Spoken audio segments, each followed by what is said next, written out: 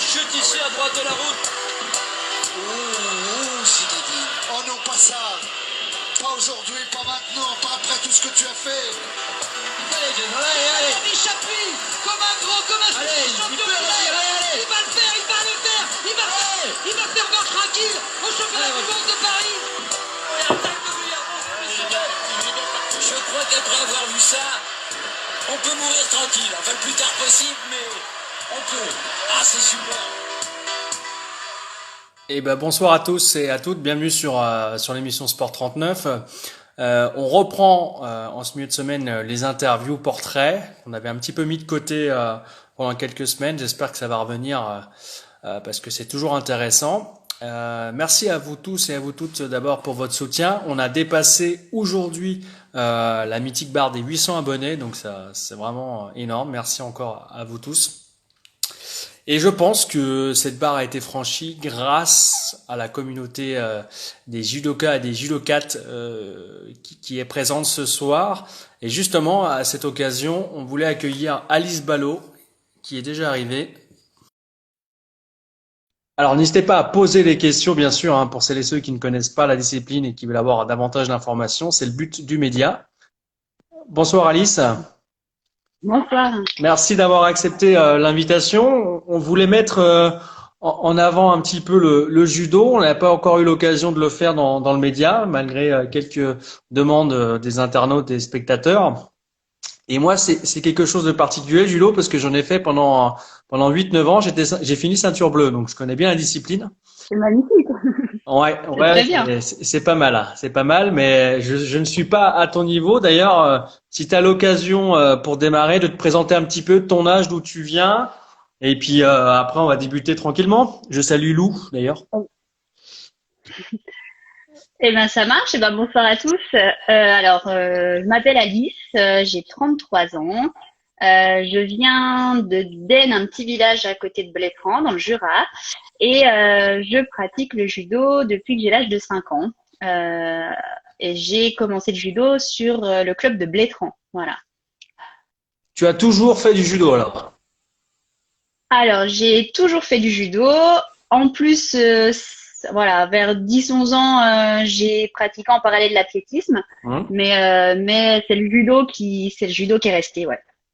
Ouais, c'est vrai que c'est plutôt rare maintenant de nos jours de garder de commencer une discipline et de la garder tout le temps, parce que c'est vrai qu'on maintenant c'est un petit peu volage, les gens essayent des disciplines, changent. Ça va pas être facile aussi, même pour toi en tant qu'entraîneur de judo, de fidéliser les jeunes. Alors, effectivement, voilà. Il y a quelques années, ils commençaient le judo, ils finissaient quasiment tous ceinture noire, ils restaient accrochés. Là maintenant, effectivement, on en a, voilà, on fait un an, on repart, on revient, on repart. Mais n'empêche que ce système de ceinture nous permet quand même de fidéliser. Et puis c'est le Graal à aller chercher, donc du coup, voilà, ça permet de rester un peu fidèle à son club, même si, voilà, pratiquer le judo n'empêche pas d'aller pratiquer un autre sport en parallèle, hein. Alors toi, à quel moment tu t'es dit, Alice, le passage de la pratique à l'entraînement, à quel moment tu t'es dit je vais être entraîneur de judo? Alors, j'ai passé mon bac et puis ensuite je voulais être professeur d'EPS, voilà. Donc je suis partie en fac de sport et pendant mon année de licence, on a eu la chance d'avoir en parallèle de pouvoir suivre une formation pour devenir professeur, pour passer le brevet d'État. Et donc, comme je faisais du judo, je me suis dit, voilà, c'est une chance. Donc, je suis allée. Et dès que j'ai eu mon brevet d'État, j'ai commencé à enseigner dans un club, 2 clubs, 3 clubs. Et puis voilà, ça m'a tout de suite plu, évidemment. Et voilà, j'ai fait un master quand même en STAPS, histoire d'avoir ça en poche au cas où. Si plus tard, on sait jamais, fallait changer de voie. Mais c'est vraiment avec le brevet d'État que je fais mon métier et que je travaille. Et voilà, c'est une passion. Alors, cette passion qui est bien retranscrite à travers déjà les premiers témoignages, Noah qui dit Alice, la meilleure prof du monde. Je ne sais pas si c'est vrai ou pas, mais en tout cas, ça doit faire chaud au cœur de lire ce genre de message pour toi. L'idée du média, c'est un petit peu aussi l'interaction, et on a déjà une première question de Clémence qui nous dit c'est quoi la signification des ceintures? Alors, donc dans le judo, jiu-jitsu et toutes les disciplines associées de la Fédé, on a différents grades. Voilà. Ça traduit d'une progression des connaissances, on va dire, de nos disciplines. Chaque grade répertorie un lot de connaissances, tant sur le niveau technique que sur le niveau sur le respect des valeurs. Voilà, chaque grade correspond à ça. On a donc pour ceux qui ont un petit peu fait de judo, on commence à la ceinture blanche. Donc, ce sont les kyu. On appelle ça les kyu, de la ceinture blanche à la ceinture marron. Et puis ensuite, on passe aux dan. Donc, les dan, il y a ceinture noire premier dan. D'accord? Et ensuite, on va jusqu'à la ceinture noire cinquième dan. Ensuite, là, c'est autre chose. On passe dans les hauts grades.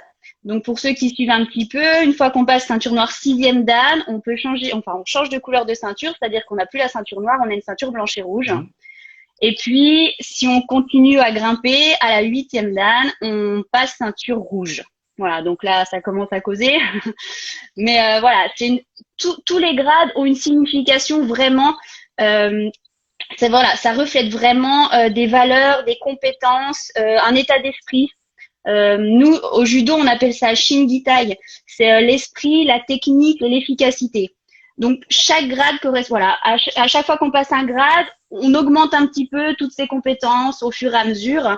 Et le but du jeu, généralement pour tous ceux qui commencent le judo, on va dire que le Graal, c'est la ceinture noire. Mais on a tendance à dire que on commence à faire du judo quand on est ceinture noire.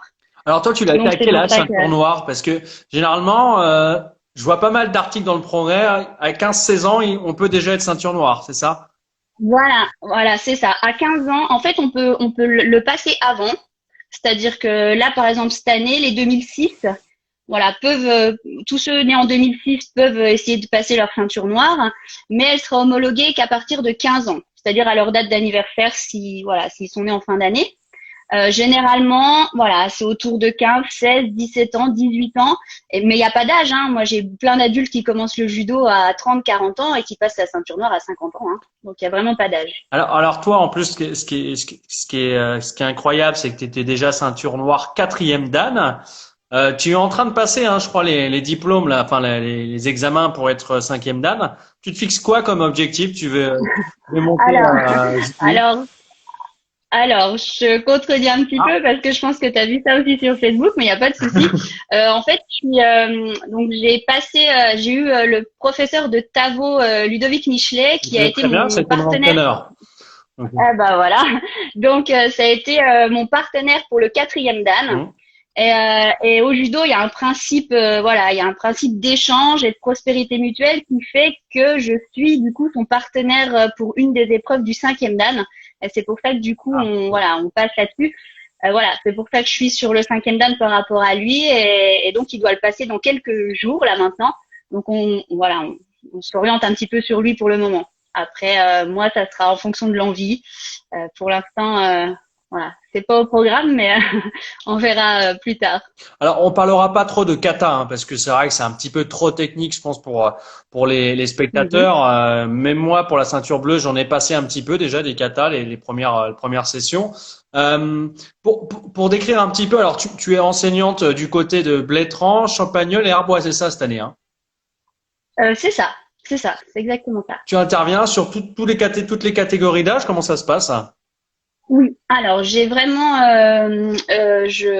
par exemple sur Champagnole, on prend les enfants à partir de 2 ans, on fait du baby judo, et on a des vétérans qui ont 72 ans. Donc on a une différence d'âge de 70 ans sur le tatami, et c'est pour ça que ce sport-là est juste fabuleux, parce que c'est intergénérationnel. Il y a vraiment, on laisse personne de côté. Et puis il n'y a pas que le judo dans notre fédération, il y a par exemple le taïso, il y a le self-défense, il y a le jiu-jitsu. Après, il y a toutes les disciplines associées, kendo, etc. Et c'est vraiment une fédération riche et qui permet d'avoir tout type de personnes sur le tatami. Alors, pour préparer l'émission, pour rien vous cacher, j'ai regardé il y a la semaine dernière. Je me dis tiens, je vais mettre à l'honneur le judo la semaine prochaine. Je vais regarder un petit peu le palmarès l'an passé, pour voir un petit peu les judokas emblématiques des départements. Donc, je connaissais de nom, je te connaissais. Donc, je suis allé voir le palmarès des championnats du Jura l'an passé senior, et je vois ton nom. Je dis pourquoi pas. Alors, du coup, la question simple, c'est quoi ton palmarès? Alors, à part le fait d'être championne du Jura dans ta catégorie? Alors je sais pas si on peut parler de ça d'un palmarès, mais voilà, plus jeune, plus jeune, voilà, j'étais compétitrice, donc je faisais forcément les championnats départementaux, les régionaux, les interrégionaux, plusieurs participations sur les France fédérales, UNSS et universitaires. En junior, j'ai intégré le groupe de Franche-Comté, le club de Franche-Comté judo, Oui. qui était à l'époque dirigé par Pierre Champion, qui était le gros club, le club de haut niveau de la Franche-Comté. Et voilà, c'était une famille. J'ai retrouvé une équipe, voilà, une équipe de copines, et on a participé à plusieurs championnats de France individuels, deuxième et première div. Et puis, passer la barre des 30 ans, au judo, on est vétéran. Alors, c'est un mot un peu fort pour quand on a 30 ans, mais voilà, ça permet de faire des championnats un petit peu moins forts. Donc, du coup, avec mon petit groupe de vétérans, on a participé au championnat du monde. Et puis, voilà, j'ai pris une médaille de bronze. Bon, c'était une bonne expérience. Et puis, voilà, actuellement, du coup, pour préparer le 5e dan, du coup, du prof de Tavo, de Ludo, on s'est mis à la compétition kata, compétition sportive. Et puis donc là, on va faire les championnats de France dans 2 semaines maintenant. Et puis on va essayer de décrocher une sélection pour le championnat d'Europe. Et puis après, si possible, pour le championnat du monde. Bon, en tout cas, on croise les doigts, on suivra ça avec intérêt. N'hésite pas d'ailleurs à me communiquer ces infos, ces résultats. Alors, c'est vrai que on voit souvent du judo à la télé. Je crois que c'est quoi? C'est 5 minutes de combat, hein? 4 maintenant. 5 minutes. 4, ça redescendait un petit peu, voilà. 4, pardon. On voit souvent les prises, on les connaît en règle générale. Toi, c'est laquelle qui te plaît le plus, avec laquelle tu as plus de facilité? Alors, moi, je préfère le newaza. J'aime bien aller au sol, voilà. Après, je fonctionne en fonction de mon partenaire. Voilà, j'aime bien les techniques d'essai, on tourne le dos pour faire passer le partenaire par-dessus, mais j'aime surtout bien le sol. Donc voilà, c'est chacun a sa spécificité. Alors c'est quoi? C'est Iponson Nage, Marat? Alors je sais C'est qu'il y a ça, des termes un peu, voilà. Mais c'est pas mal, c'est pas mal, il y a des bons restes. Oui, mais ça fait loin, ouais. C'est ma seule blessure d'ailleurs dans le sport, c'est au judo. Donc bon, c'est. Ah mais ne dis pas ça. Non, mais c'est vrai qu'on voulait faire ce focus. En plus, une discipline qui est vachement pratiquée dans le Jura. Alors, j'ai pas regardé les chiffres. Je sais pas si toi, tu as un petit tour d'horizon Alors, des chiffres. bien sûr, bien sûr. Alors, on n'est pas loin de. Alors, l'année dernière, on était plus de 2000 licenciés. Là, cette année, on doit être à plus de 1005. Voilà. Comme la saison. Oui, mais en fait, voilà. Généralement, comme la saison commence de septembre à juin, les inscriptions arrivent au fur et à mesure. Donc, voilà, on a à peu près 2000, sachant qu'il y a pas loin d'un tiers de licenciés sont des féminines. Donc ça, c'est voilà, c'est plutôt rare sur un sport de combat. Donc, c'est plutôt une bonne chose. Qu'est-ce qui, selon toi, plaît chez les filles dans le judo? Alors, bon, moi j'ai toujours fait ça, donc forcément ça me plaît, mais voilà, il n'y a pas de connotation fille-garçon. Alors, à part pour les compétitions où là, effectivement, on est séparés, filles d'un côté, garçons de l'autre, parce qu'on ne va pas combattre l'un contre l'autre. Mais voilà, les entraînements sont mixtes, tout est mixte, et cet esprit, c'est un esprit sain. Il n'y a pas de, voilà, voilà, c'est le côté sain. À partir du moment où on est sur le tapis, on est judoka. On n'est pas judoka et judokate. On a le kimono, tout le monde porte la même tenue. Il n'y a pas de différenciation et tout le monde est là, voilà, pour se mettre sur le dos, on va dire les choses, pour faire tomber l'autre et puis pour progresser. Et on a besoin de tout le monde. C'est un sport individuel mais qui se pratique en équipe. Oui. C'est-à-dire que voilà, s'il n'y a pas de partenaire, s'il n'y a pas d'adversaire, on ne progresse pas. Donc il faut tout le monde. Et alors c'est vrai que la spécificité de ce sport comme d'autres de combat et la boxe également, c'est les catégories de poids. Alors moi j'ai eu le cas une fois, l'expérience personnelle où pour une compétition j'étais un petit peu trop volumineux. Il fallait que je fasse gaffe de pas manger la veille ou le matin, de pas boire. Ça c'est vraiment quelque chose qu'on retrouve souvent sur ce genre de discipline. Ça te revient souvent, c'est déjà arrivé pour toi? Comment est-ce que tu peux expliquer à ceux qui ne connaissent pas cette expérience? Alors voilà, c'est un sport olympique à catégorie de poids. Donc la fédération internationale a mis des catégories de poids, voilà. Alors elles sont différentes en fonction des filles et garçons, ce ne sont pas les mêmes. Effectivement, pour exemple, vous pesez 63,5 kilos. vous ne pouvez pas combattre avec les moins de 63, vous passez avec les moins de 70. Donc, quand on commence à faire des régimes, c'est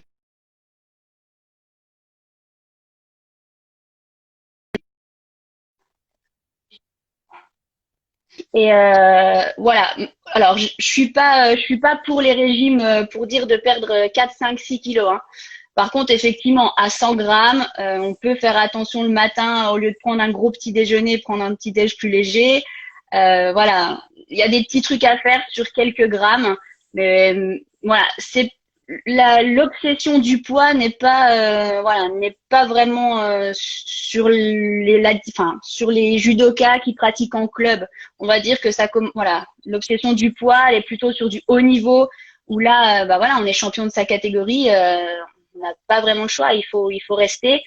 Mais voilà, on essaie au maximum de préserver la santé des athlètes. Donc, les gros régimes, on va dire, comme il y a 30 ans, où il y a des athlètes qui perdaient jusqu'à 6-7 kilos, c'est quelque chose qui, chez nous, voilà, on essaie d'éviter, évidemment. Je salue juste un café, là. J'aime beaucoup ce pseudo et en plus, merci en tout cas d'être présent sur live. N'hésitez pas à poser des questions, c'est le but aussi. C'est vrai que cette perte de poids, j'avais dû voir un reportage il y a 1 ou 2 ans d'une athlète de haut niveau française qui menait un véritable combat pour arriver au poids le jour J. Ça peut être très dangereux pour la santé en plus. Voilà, alors ça peut être dangereux, mais voilà, ce qui est mis en place, on va dire sur le haut niveau, sur la fédération, ils sont suivis par des médecins, ils sont suivis par des nutritionnistes. Donc voilà, les athlètes de haut niveau chez nous sont plutôt très bien protégés. Je sais que nous, on envoie pas mal d'athlètes sur le pôle espoir de Besançon. On va dire que nos judokas athlètes forts du département, s'ils veulent aller vraiment sur du haut niveau, on les envoie sur le pôle espoir. Et je sais par exemple sur le pôle espoir, je vais citer Olivier Chauvin, voilà, l'enseignant sur le pôle, fait très très attention à toutes ces dérives qui pourraient arriver par rapport au poids. Donc voilà, ils sont quand même très très contrôlés. On salue Alix là qui nous a rejoint et c'est vrai que tu fais une très très belle transition parce que on allait parler de ces espoirs, le judo dans le département jurassien qui brille quand même avec pour citer d'ailleurs en plus une judokate de Blétran, Valentine Marchand. Pareil pour le titre mondial du vétéran. Alors je sais pas quel âge il a Ben, mais si à 30 ans on est vétéran, bah je sais pas à 50 ans. À 70 on l'est aussi, hein. On est vétéran mais catégorie 2, catégorie 3. Et il y a aussi Gabrielle Barbeau qui est actuellement présente sur le live qu'on salue, vice-championne du monde du NSS. Comment tu expliques que le judo jurassien arrive à performer aussi bien? Alors moi d'un point de vue extérieur, je vais dire c'est parce que l'encadrement est bon aussi. Et du coup, il y a du talent. Ouais, non, mais je suis d'accord là-dessus parce que l'encadrement est bon parce que notre fédération insiste sur à ce que les enseignants soient diplômés. Et donc les enseignants sont diplômés, ils se forment. Et puis il y a aussi le fait qu'on a de la chance d'avoir des athlètes qui tiennent le coup, qui ont envie. Voilà, moi celles que tu as citées, Valentine et Gabrielle, forcément elles sont passées vers moi, donc c'est du plaisir hein, quand on a des athlètes. Après on les forme à la base. Nous, le but du jeu, c'est de leur donner envie, leur donner voilà qu'elles aient envie, qu'elles aient le sourire quand elles vont sur le tapis. Et puis derrière, ça part sur des structures fédérales, les pôles espoirs, les pôles France, et puis après l'INSEP sur Paris, si ça fonctionne vraiment très bien. Mais voilà, les enseignants sont diplômés. La Ligue de Franche-Comté Judo met en place beaucoup de stages, de formation. Le département identique, des stages avec sélection. Donc c'est tout un ensemble, professeurs, structures, ligue, département, fédéral qui fonctionne bien. Et voilà, et qui fait qu'il y a des athlètes. C'est ma fille, pardon. Qui fait qu'il y a des athlètes. Qui fait que voilà qu'on a des athlètes qui performent. Et justement sur les athlètes en devenir, est-ce que tu aurais un nom à nous donner, alors sans faire offense pour les autres bien sûr, mais dans la génération qui arrive, que ce soit fille ou garçon, si tu as un nom qui… Alors, je peux pas en citer qu'un, mais voilà, ça fait 3 jours qu'on était en stage à Belsin avec la sélection minime qui va combattre ce week-end au championnat BFC de Bourgogne-Franche-Comté pour aller chercher un ticket pour les France. Donc, dans cette sélection, évidemment, on a des jeunes qui sont vraiment bons et qu'on espère, voilà, qui fassent médaille d'or et qui décrochent leur ticket. Je vais citer Emma Bosque. Ophélia Pimentel-Sanchez. On a aussi Melvin Mahon. Ça, ce sont des minimes qui sont sur la structure fédérale. Donc, on espère que voilà, qu'ils montent aux France. Et puis en cadet, ben voilà, j'ai une petite athlète. Donc, c'est Marie-Lucie Boge en cadette qui, je pense, dans quelques années va performer. Et puis, on a aussi le petit Baptiste Financier. Ce qui est vraiment bien, c'est que sur tous ces athlètes, voilà, ça montre tout le département du Jura. Voilà, il y en a de Dole, il y en a de Lons, il y en a de Champagnole. Voilà, c'est de Saint-Claude à Dole, en passant par Tavaux et autres. Donc voilà, c'est une richesse sur le département. Le club de Lons, hein, c'est toujours le club le plus conséquent en termes de licenciés hein, dans le Jura. Hein. Oui, oui, oui. C'est un des plus gros clubs en termes de licenciés sur le Jura. Oui. Est-ce que Emmanuel Rat est toujours entraîneur là-bas? Comment il fait partie du comité, hein, c'est ça? Bien sûr, oui, oui, il est toujours entraîneur à la JBL. Il est aussi, c'est le conseiller technique et sportif du département. D'accord. Voilà, c'est aussi grâce à lui et aussi grâce au comité départemental présidé par Maxime Arbet que voilà que le judo jurassien fonctionne. C'est dynamique, il y a plein de choses de mise en place. Le judoka, enfin, le licencié est vraiment mis au centre des projets sportifs. Donc voilà, on a la chance de travailler avec des gens qui sont passionnés et qui retransmettent bien les choses. Alors, on va dévier un petit peu cette partie-là. On va passer sur quelque chose que tu évoquais tout à l'heure, les valeurs du judo, pas mal. Parce que là, je voulais parler un petit peu des règles du judo, mais je trouve que c'est pas forcément intéressant. Mais enfin, même si c'est une évolution, mais je trouve que c'est mieux de parler un petit peu des valeurs. Un petit peu de ce que ça inculque un petit peu aux pratiquants. Déjà, pour être un bon judoka, c'est quoi les atouts pour être un bon judoka? Avant de parler des valeurs, on rentre là-dedans. Pour être un bon judoka, il faut aimer se dépenser, il faut aimer transpirer. Et puis il faut aimer un peu la bagarre. Alors même si la bagarre c'est un terme qui est très qui peut être péjoratif, mais on fait quand même un sport de combat. Et voilà, il faut avoir un petit caractère quand même où on va être en opposition contre quelqu'un d'autre. Donc il faut avoir quand même ce petit caractère-là, un petit caractère combatif. Même si sorti du combat en lui-même, voilà, c'est plein de gentillesse, c'est plein de valeurs qui sont hyper importantes. Mais voilà, un petit peu l'esprit combatif et puis aimer transpirer, se dépenser. Ça, c'est important pour faire du judo. J'ai l'impression que ces valeurs du judo, alors je crois que c'était… en plus, on nous les apprenait par cœur. On nous faisait apprendre par cœur en début d'apprentissage, le respect, la modestie. Alors, il y a la politesse, il y a énormément, je crois qu'il y en a une dizaine, une douzaine, je sais plus combien. 8. Il y en a 8. J'ai l'impression de ces valeurs-là, déjà qu'on ne retrouve pas dans tous les sports. Et j'ai l'impression que c'est un petit peu une école de la vie, le judo, que ça nous forge un petit peu aussi pour le monde extérieur, enfin le monde, la vie dans la vraie vie, quoi. C'est vraiment exactement ça. C'est une école de vie. C'est-à-dire que je vais insister sur les valeurs, je vais vous les donner. Donc il y a la politesse, il y a le courage, il y a l'amitié, il y a le contrôle de soi, la sincérité, la modestie, l'honneur et le respect. Et c'est vraiment la base de notre discipline. Voilà. Sans ces valeurs-là, il y a rien qui se construit. Et voilà, être un bon judoka, c'est pas que avoir ça affiché sur un mur. C'est aussi avoir ces valeurs-là une fois qu'on porte le kimono, ou le judogi, mais aussi à la maison, à l'école, au travail, c'est hyper important. Et généralement tout le monde connaît quelqu'un qui fait du judo ou qui a fait du judo. Et quand vous parlez avec cette personne, il y a que des bons souvenirs. C'est vraiment très très rare qu'il y ait un mauvais souvenir qui ressort de l'expérience. Même quelqu'un qui a fait qui a fait 1 an sur un tatami, il y a toujours des souvenirs hyper intenses et super positifs. Toi, du coup, avec le recul que tu as sur la discipline, tu vas pas me dire non, mais je veux dire, même si un jeune, même un moins jeune, fait qu'une année de judo, enfin, il en tirera toujours un bénéfice. Oui, bien sûr, évidemment. Et on ainsi, alors là, voilà, on est arrivé sur les enfants, on va dire, on va dire que les enfants qu'il faut canaliser, on les emmène au judo parce qu'ils sont un peu souvent, voilà. Les enfants qui sont timides, on les emmène au judo parce qu'il faut qu'ils extériorisent un petit peu. Mais voilà, c'est pas que ça, c'est pas que les extrêmes.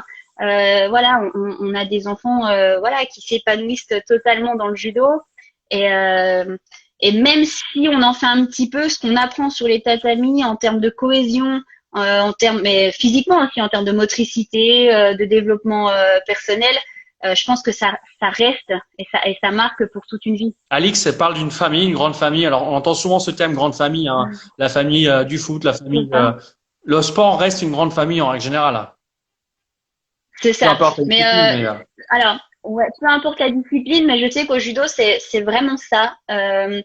On a voilà, on a les grades, donc on va dire que on a des judokas qui sont plus compétents que d'autres, on a des judokas voilà, chacun leur spécificité, mais peu importe, on est tous judokas à la base, peu importe nos compétences et nos façons de faire et notre façon de pratiquer, voilà, il y a quelque chose, voilà, il y a ces valeurs qui représentent tout quoi.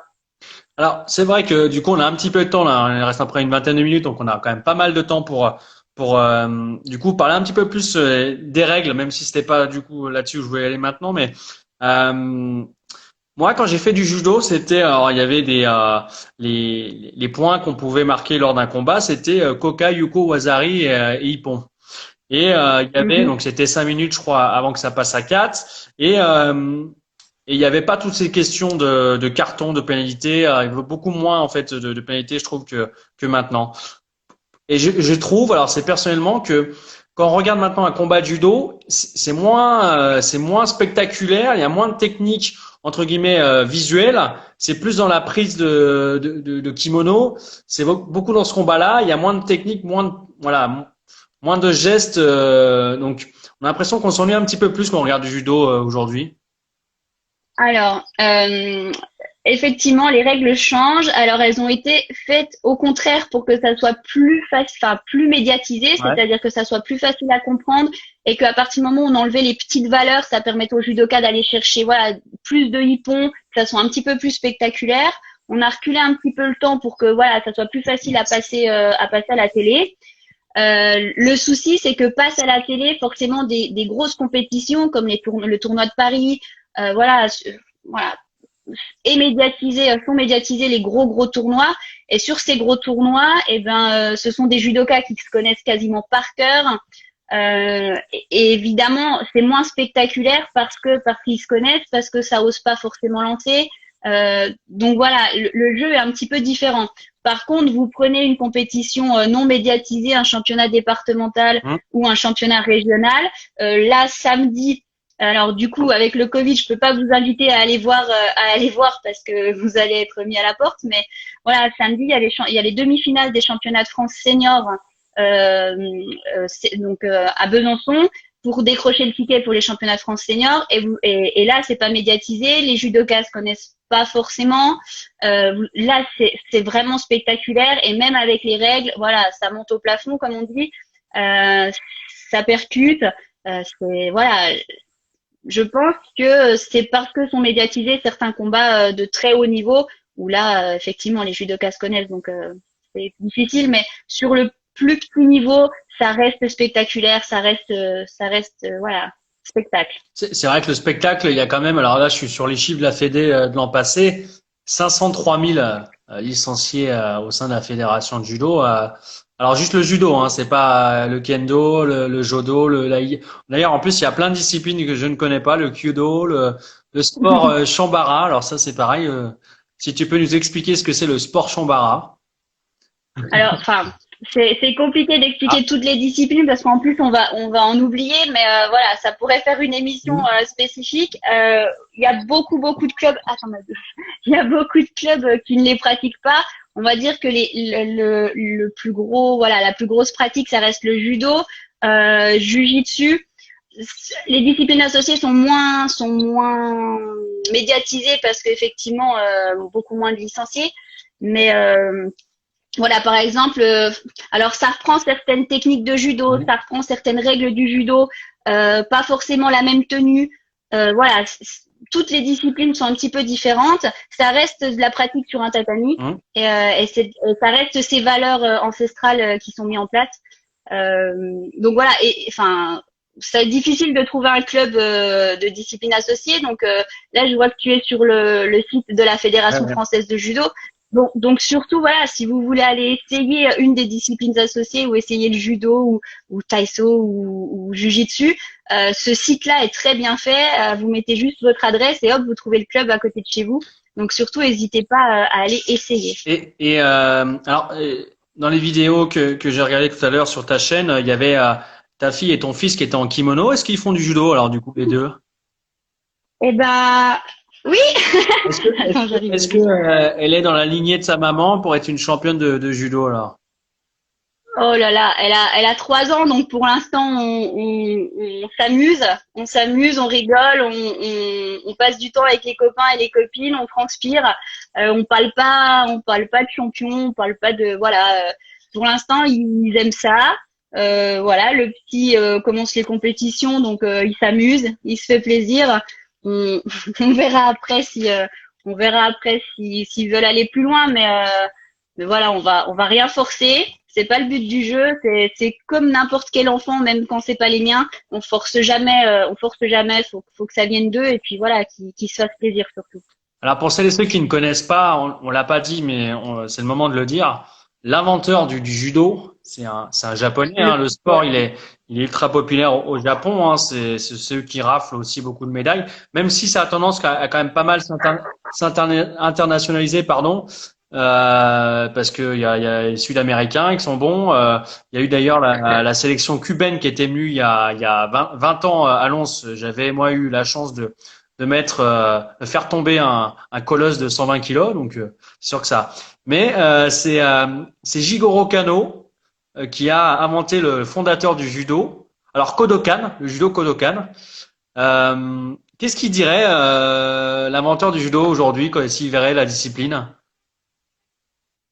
Enfin, je sais pas. Moi, j'espère, hein, parce que voilà, mais j'espère qu'il serait fier de lui, de ce qu'il a fait, mais aussi de tout ce que nous derrière on fait pour continuer à dispenser, voilà, cette discipline au maximum dans les valeurs que lui a créées, que lui a fondées. Voilà, je pense on est sur la bonne voie. De toute façon, il n'y a pas de miracle. On est 500 000 licenciés en France, c'est qu'on fait du bon taf, Mmh. c'est que le boulot est fait. Sinon on serait pas là où on en est. Je sais pas. Je pense qu'il serait fier. On a plein de judokas qui sont merveilleux, qui sont pas. On parle pas d'être fort. On parle voilà de véhiculer des valeurs, d'être exemplaire. C'est une force chez nous, donc je pense qu'il serait fier. C'est vrai que au-delà de l'aspect compétition, moi je me rappelle, ce qui est important aussi de rappeler, c'est que c'est une discipline qui permet d'être physiquement quand même assez affûté et puis d'être en forme si on est assez assidu sur les entraînements et on a quand même on se forge un petit peu physiquement, on a le cardio qui travaille. Il y a quoi d'autre qui travaille dans le judo alors? Alors Ouais. tout, vraiment. C'est très voilà, c'est une discipline hyper complète, très complète. Effectivement, quand vous voyez certains judokas ôter le kim, physiquement c'est voilà, ils sont taillés comme on dit. Peu importe la catégorie de poids, hein, et voilà, ça sculpte forcément parce que musculairement voilà. Techniquement, il faut être bon, mais si derrière le corps suit pas, ça va pas. Au niveau du cardio, c'est très important. Au niveau de la coordination, c'est juste magique pour travailler ça. Mentalement, voilà. Quand vous faites du judo, vous êtes un petit peu compétiteur. Voilà, on va dire vous êtes compétiteur jusqu'à 18, 20 ans, et puis ensuite vous rentrez dans la vie active. Mentalement, vous êtes prêt. Vous savez que vous allez tomber, mais vous allez pouvoir vous relever et puis que c'est pas la fin. Voilà, il faut continuer et puis ça c'est vraiment une valeur importante au judo. On chute, on se relève et on repart. La chute, alors moi j'ai une technique que je ne vois plus trop dans les combats, c'est Isaguruma. Donc la roue autour du genou, pour celles et ceux qui ne connaissent pas, on met le pied en dessous du genou et on tire la personne pour faire tomber. Pourquoi ces techniques de jambes, on en voit de moins en moins d'ailleurs sur les combats? Alors moi j'ai pas voilà ça. Je pense qu'on les voit encore. Effectivement, peut-être que médiatiquement à la télé on les voit moins parce que celui qui l'a fait se met un peu en danger, donc peut se faire contrer, donc forcément c'est pas forcément très très efficace. Mais par contre voilà, à l'entraînement, sur les petites compètes, on le voit encore souvent. Euh, je sais pas, je trouve pas que techniquement c'est évolué d'une certaine façon. Je pense que tout le monde, voilà, tout le monde a son panel de techniques et continue à Et évoluer. il y a des techniques qui ont vu le jour depuis ces dernières années, des choses ouais, novatrices qui sont arrivées dans le judo. Alors c'est ça la beauté du judo, c'est que tout le monde peut inventer, voilà, tout le monde peut amener sa petite touche personnelle à une technique. Il y a rien de faux, tout est vrai. Voilà, il n'y a pas d'erreur possible. Tant que voilà, il y a des équilibres, il y a un placement qui est bon, même si on n'est pas positionné d'une certaine façon, et ben on crée une variante, on va dire personnelle. Et si ça fonctionne, et ben voilà, on a créé un nouveau truc. Peut-être qu'il y aura que nous qui allons le faire, hein. Mais c'est pas figé. C'est-à-dire qu'il y a des milliers de façons de faire. Et c'est ça qui est beau sur la technique du judo, c'est que chacun peut, en fonction de son gabarit aussi, parce que voilà, certains gabarits plus grands, plus petits ne font pas forcément le même judo, mais chacun peut trouver ses petits voilà, ces petits détails à modifier. Alors, pour terminer sur cette partie judo, le judo en France est connu à travers Teddy Riner, mais c'est un petit peu, on va dire, l'arbre qui cache la forêt, parce que lui vit très bien de sa discipline. Il a des contrats extérieurs, il fait de la télé, parce que c'est un personnage. Et derrière ça, on voit des gens qui ont pu être médaillés olympiques. Ça a fait la une de pas mal de journaux nationaux, ça. Champion olympique, et pourtant être au chômage et galérer à survivre. Ça, c'est quand même incroyable aujourd'hui au XXIe siècle de voir des sportifs de haut niveau galérer à ce point-là, surtout par rapport au judo, qui est une discipline quand même qui est assez populaire, médiatisée. Voilà, oui. Alors je suis tout à fait d'accord avec ça, hein. Voilà, l'exemple c'était Riner, ça fonctionne, voilà, médiatiquement, sponsoring, tout ce qu'il faut. Après effectivement, on a un gros groupe féminin qui sont médaillés sur des mondes, médaillés sur des Europes, sur des JO, qui sont moins bien médiatisés, effectivement, qui gagnent moins bien leur vie. Je pense que c'est dans les petits papiers de la fédération d'essayer de mettre en place des choses pour que justement ces athlètes professionnels puissent vivre de leur discipline. Et ce qui est plutôt pas mal sur la fédération, c'est que voilà, il y a certaines choses de mise en place pour préparer la suite, pour préparer l'après-carrière de judo. Donc ça, c'est plutôt positif. Mais effectivement, même si on est une des 5 fédérations les plus grosses de France, il y a quand même un gros travail là-dessus à faire par rapport à la professionnalisation des athlètes de haut niveau. Toi, c'est vrai que tu l'as dit en début d'émission, tout de suite, tu t'es un petit peu protégé avec ce diplôme d'entraîneur et puis ce master. Des fois, on oublie de le faire hein, dans une carrière.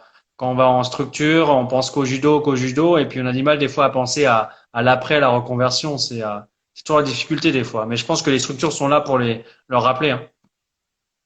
C'est ça. Et on a la chance sur la Bourgogne-Franche-Comté. Alors moi, je parle pour le pôle sport de Besançon parce que je connais mieux que celui de Dijon. Mais voilà, on a Sylvain Limousin qui est conseiller technique sur la grande région, du coup, sur la BFC. Voilà, qui insiste vraiment sur ça, sur que les athlètes qui sont sur des cursus de haut niveau passent un diplôme en parallèle de cette formation-là de haut niveau. Voilà, pour pas se retrouver sans rien après. Pour préparer l'après. Et je sais que chez nous, enfin du coup en Franche-Comté, il y a vraiment l'accent mis là-dessus et je trouve ça vraiment très bien. Eh ben merci en tout cas pour ces paroles optimistes pour l'avenir. On va lancer un petit jingle parce qu'on va parler d'autre chose, donc c'est pour faire la transition. Ça marche bien sûr.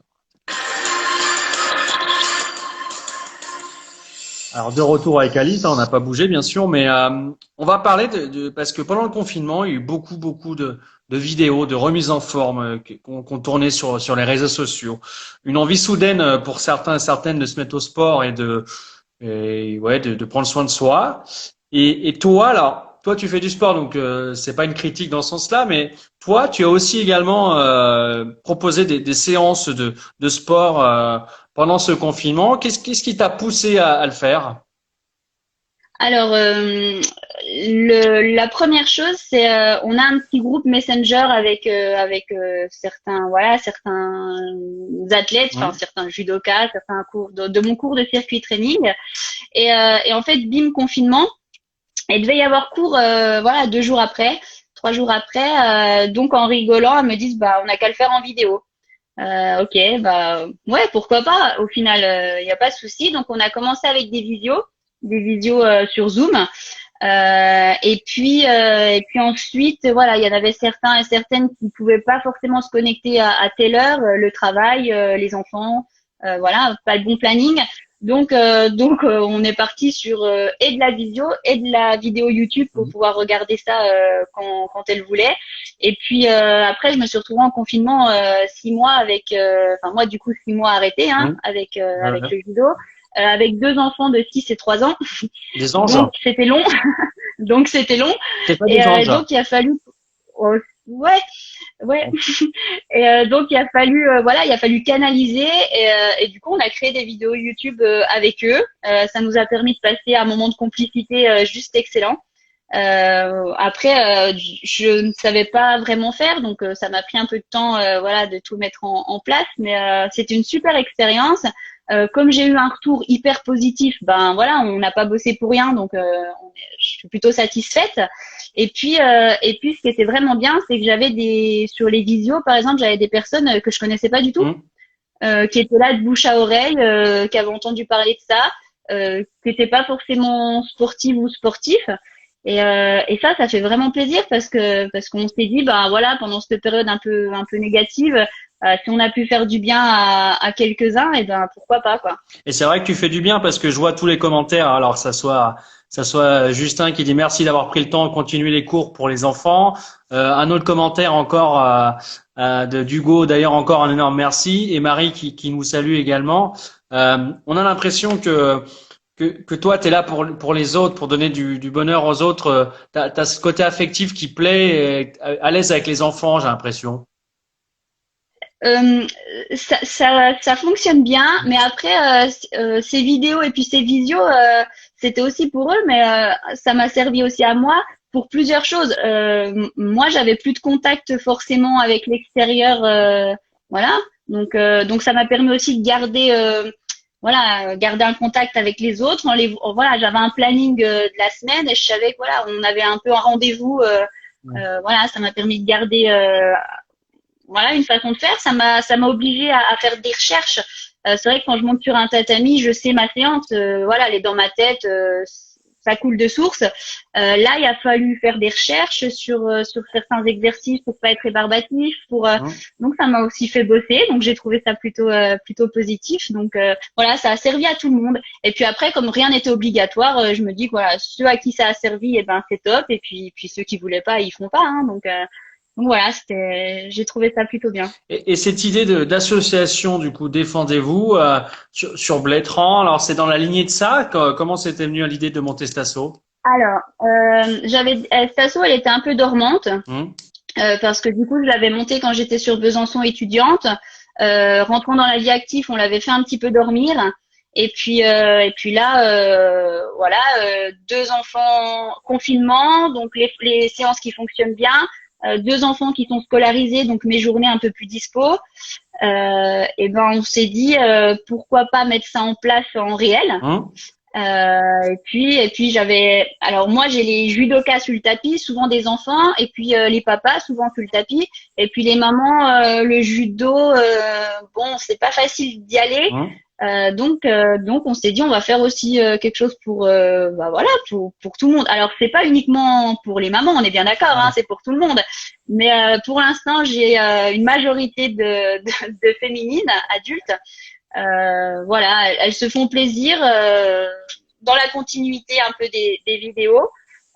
Donc voilà, on a eu l'idée un peu comme ça de repartir en direct. Qu'est-ce que vous faites alors lors de ces séances? C'est du cardio? Il y a des exercices de relaxation, d'étirement? C'est quoi Alors le- c'est vraiment très très multiple. Donc il y a un peu de cardio, il y a du renforcement musculaire évidemment, il y a beaucoup de travail de coordination. Euh, voilà, il y a un peu de relaxation, il y a des étirements. En fonction de qui j'ai dans le groupe, voilà, les séances changent, sont adaptées. Euh, voilà, bon, c'est surtout beaucoup de sourires, beaucoup de rigolade, beaucoup. Personne se prend au sérieux et puis voilà, on transpire un bon coup ensemble et puis après on attaque la semaine. C'est parti. Est-ce que c'est pas ça d'ailleurs qui manque des fois un petit peu dans le sport, des fois un petit peu le recul, le sourire des fois, et puis le fait de se dire j'ai pas forcément d'objectif, là c'est juste passer du bon temps, me dépenser et après c'est ce qu'il me faut et sans plus quoi. Je pense que sur certains clubs, pour en revenir au judo, je pense que sur certains clubs, ça se prend un peu trop au sérieux et du coup, On est long ici, on hein. va dire. Non, non, je rigole. Je sais pas. Je donne pas de nom, mais voilà, je sais que enfin, je parle pour les clubs jurassiens, tout le monde est dans le même objectif, c'est-à-dire bon, on met pas à la porte ceux qui veulent faire du haut niveau, évidemment, hein, de la compétition, mais on garde toujours cette base de judoka loisirs qui sont là pour transpirer, pour passer un bon moment tous ensemble. Voilà, un coup de cohésion. Voilà, on fait attention à son corps, on se maintient physiquement, voilà, prêt. Mais on garde cette notion de plaisir avant tout. D'accord. Alors, il y a mes voisins qui arrivent pour prendre l'apéro. Je suis désolé, on va devoir. Pas plus de plus, hein, faites attention. On avait dit de toute façon 3/4 d'heure, donc on est à peu près dans les clous. Merci en tout cas, c'était super sympa de t'avoir et parler du judo ce soir. C'était vraiment cool. C'était vraiment un objectif de parler et j'espère qu'on continuera à en parler et qu'on mettra en avant cette discipline. D'ailleurs, en plus, un de mes voisins est judoka, ceinture noire d'ailleurs. Mais il se cache un peu, il est un peu timide, mais en tout cas, n'hésite pas à me communiquer les résultats là sur les prochaines compétitions. On en fera écho sur le média parce que c'est bien de mettre en avant la discipline.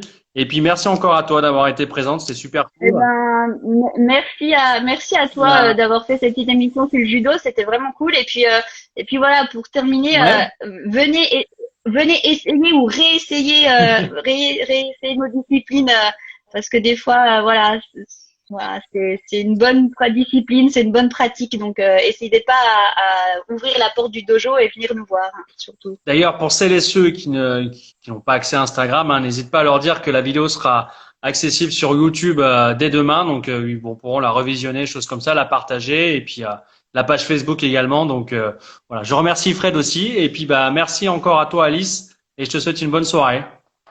Merci à toi aussi. À bientôt. Salut.